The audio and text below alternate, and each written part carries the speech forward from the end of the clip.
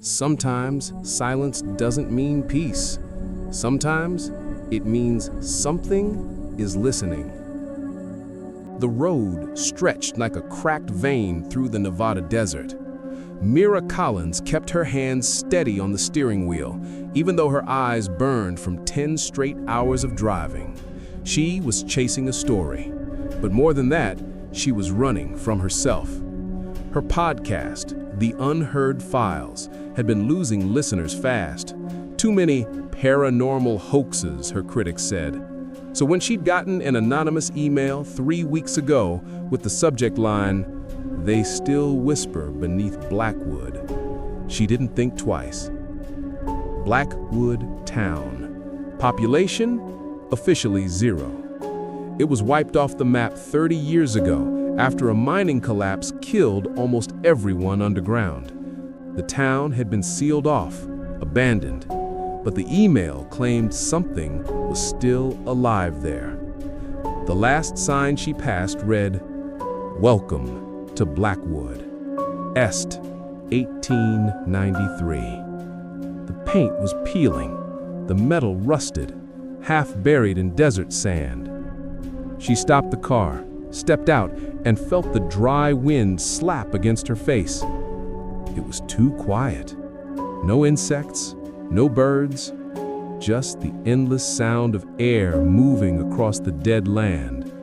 She lifted her camera and pressed record. Day 1, Blackwood Town. No signs of life.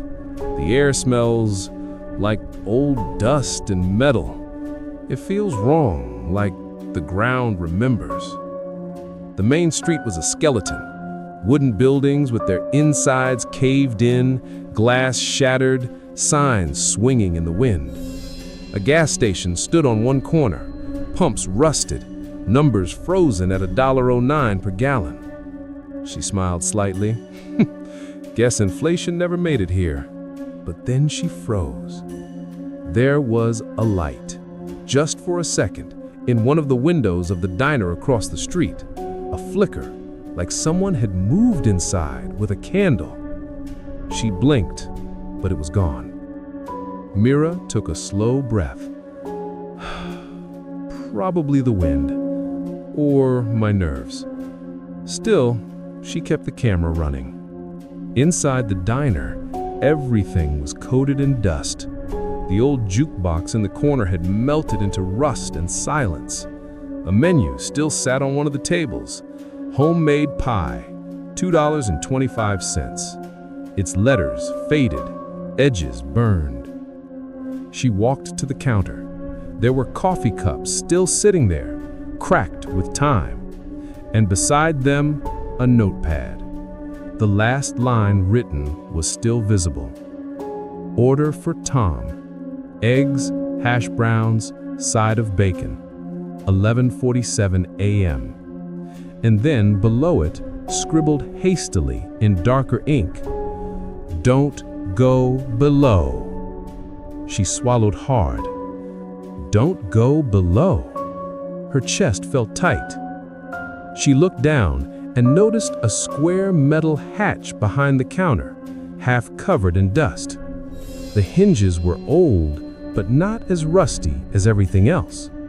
Someone had been down there recently.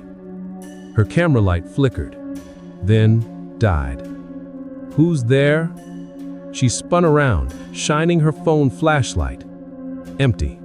Just empty booths and dead air. Okay, calm down. You're just tired. She went back outside.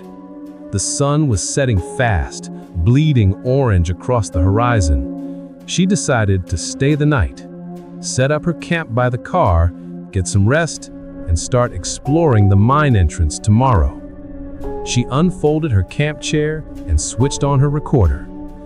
Night 1 in Blackwood. No locals, no animals, no sound. But I swear I saw a light in the diner. And there's a trap door behind the counter. I'll check it tomorrow. Funny thing, I third heard someone whisper my name inside. But no one's been here for decades, right? She stopped recording. The wind had completely died. Total silence. And then, faintly, just beneath that still air, she heard it again. From deep under the ground. Mirror. Her blood went cold. She turned on her flashlight, the beam trembling over the sand. Nothing. Just emptiness. She got into the car, locked the doors, and forced herself to breathe. Her hands shook as she replayed the audio she just recorded. Static. Wind. Then, a whisper. Mirror. Come down. She dropped her phone. The voice wasn't hers. It wasn't human either. In the heart of the desert, silence is never empty.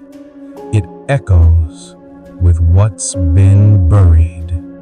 Outside her car window, across the street, the diner door was now wide open, and from inside, a dim light flickered, like someone waiting for